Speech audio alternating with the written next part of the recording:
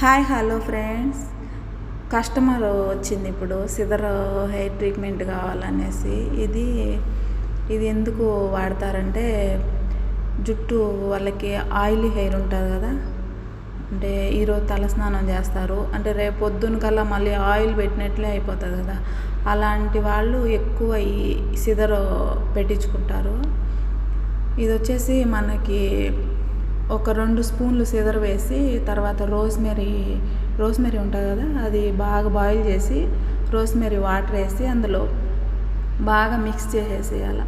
బాగా మిక్స్ చేసిన తర్వాత కస్టమర్కి ఓన్లీ రూట్స్ వరకు అప్లై చేసేయాలి. మొత్తం లైన్లు తీసుకొని మొత్తం రూట్స్ అంతా అప్లై చేసేసిన తర్వాత ఒక 1 అవర్ అట్లా ఉండిచ్చేసి ఆ విధంగా మిక్స్ చేయాలి.